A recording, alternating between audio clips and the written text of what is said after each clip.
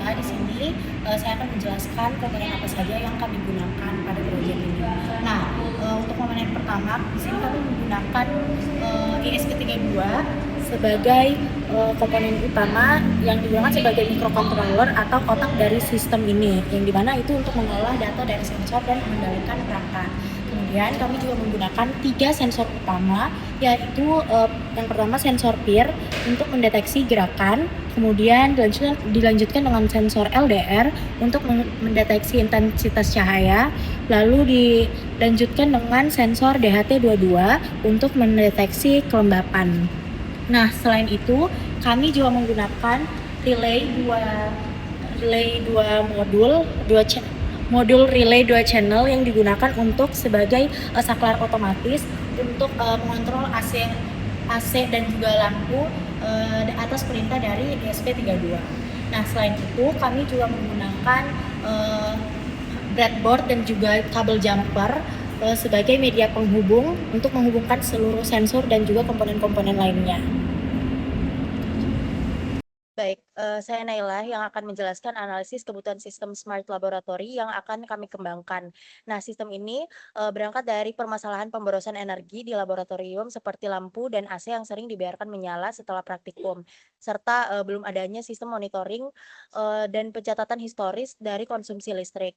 Dan sebagai solusi, kami merancang sistem IoT berbasis ESP32, MQTT, back-end dan front-end yang mampu memonitor kondisi ruangan untuk mengotomatisasi perangkat berdasarkan data dari beberapa sensor, dan tujuannya adalah untuk menghemat energi dengan menyalakan lampu dan juga AC hanya saat terdeteksi aktivitas di dalam ruangan tersebut. Dan dari sisi fungsional, ESP32 ini membaca sensor DHT22, LDR, dan juga PIR setiap 5 detik.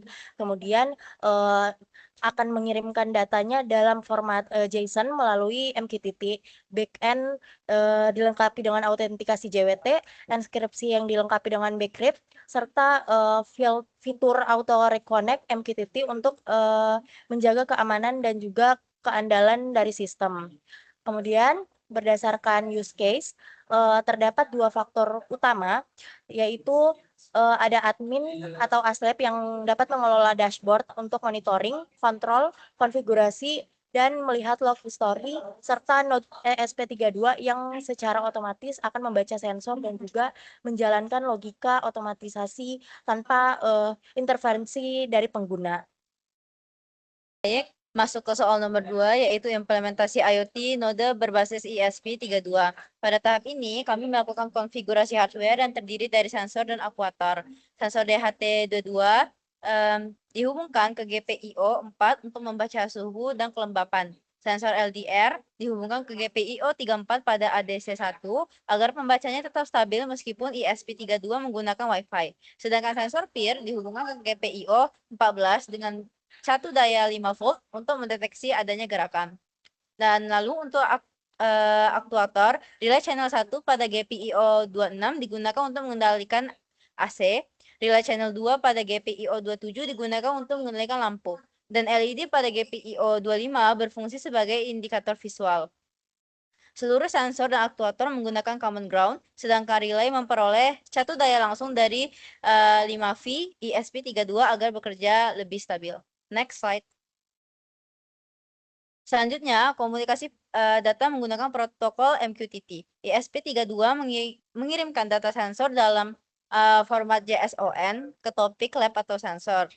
Sekitar itu 5 detik dengan QoS-nya 0. Sementara itu, backend mengirimkan perintah on, off, atau auto ke topik lab, AC, dan kontrol, atau lab, lamp, dan kontrol, dan lab LED control menggunakan QoS 1. Sistem juga menerapkan last will and sustainment atau LWT pada topik lab atau status. Jika ESP32 terputus secara tidak normal, nantinya broker Mosquito akan otomatis mengirimkan status offline ke backend sehingga kondisi perangkat dapat dipantau secara real time. Selanjutnya, nama saya Sakira Fadilathar. Selanjutnya pada soal nomor 3, yaitu rancangan dan implementasi backend. Kami membahas mengenai rancangan dan implementasi backend Express JS yang terintegrasi dengan MQTT Broker untuk koneksi database pada file DBJS. Kami menggunakan connection pool terpadu dari library MySQL atau Promise. Hal ini dilakukan untuk memastikan penanganan request yang terkonfigurasi secara bersamaan dapat berjalan cepat dan menghindari terjadinya timeout saat beban server tinggi. Dari aspek keamanan sesi pada file routes.js, server menangani registrasi akun dengan melakukan hashing password menggunakan bcrypt.js serta mengimplementasikan autentikasi login berbasis JWT token yang akan kadaluarsa setelah 8 jam demi menjaga keamanan akses API. File routes atau device JS menyediakan endpoint REST API untuk konfigurasi threshold, penyediaan data real-time, audit event logging, serta mengintegrasikan klien MQTT secara asinkron untuk mempublish perintah kontrol ke broker. Pada file utama server JS, kami melakukan inisialisasi Express server pada port 3000 bersama dengan socket IO. Begitu MQTT klien menerima playout JSON dari broker, data sensor langsung diars dan diteruskan secara instan ke antarmuka web melalui soket IO tanpa perlu melakukan query berat yang memicu database overheat. Untuk skema database dan audit log, kami merancang 4 tabel utama. Tabel user berfungsi penyimpan data autentikasi admin dengan kolom username dan password hash. Tabel device menyimpan parameter perangkat beserta batas threshold suhu dan cahaya. Tabel sensor logs device menyimpan parameter perangkat beserta batas threshold suhu dan cahaya. Tabel sensor logs menyimpan riwayat kondisi suhu, kelembapan cahaya gerakan, dan status aktuator sebagai basis pembuatan grafik tren. Terakhir, tabel event logs berfungsi mencatat riwayat audit aktivitas sistem secara otomatis setiap kali admin melakukan override kontrol manual atau mengubah batas threshold dari halaman front-end.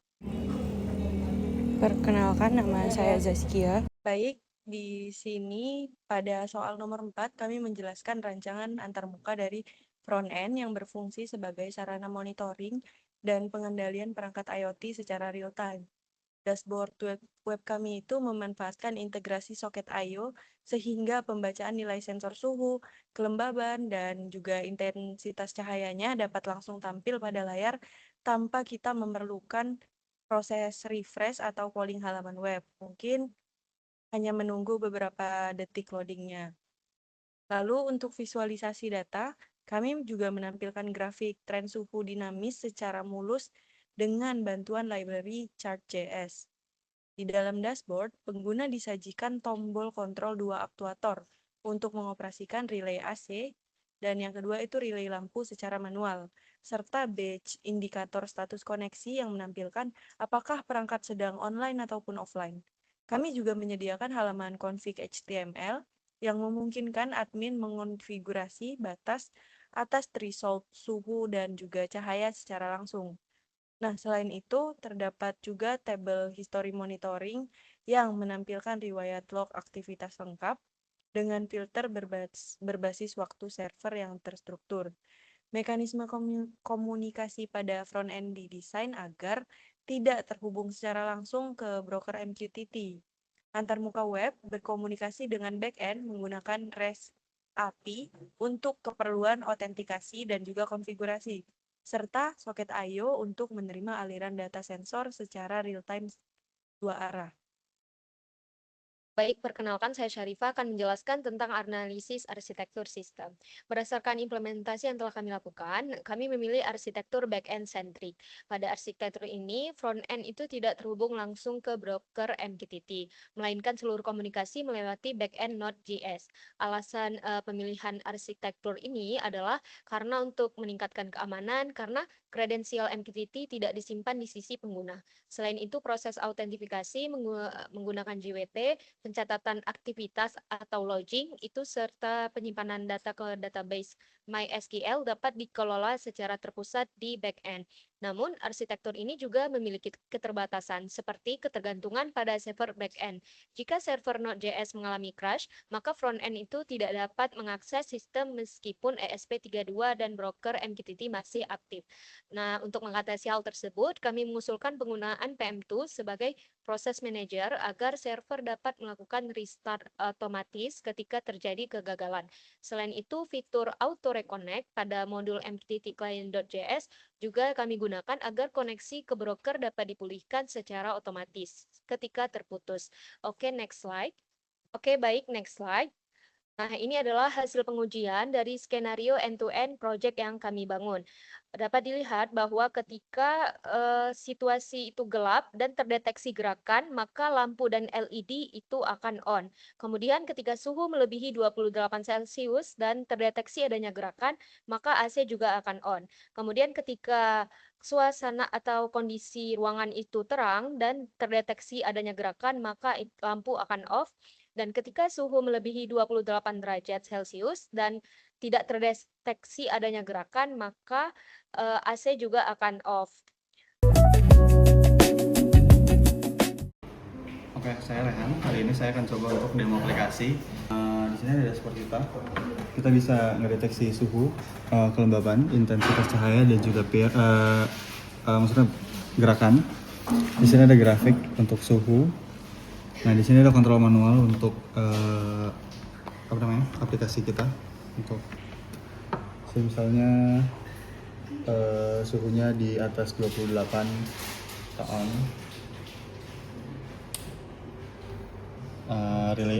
Relaynya ngedetect.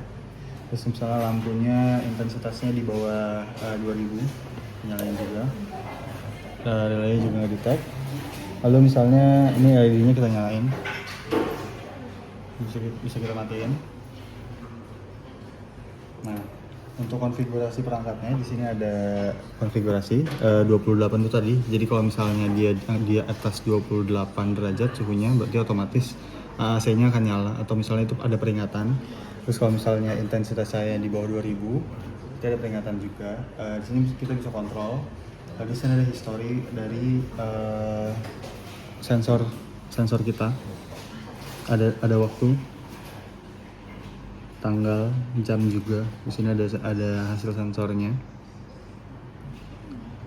Oke. Sekian, terima kasih.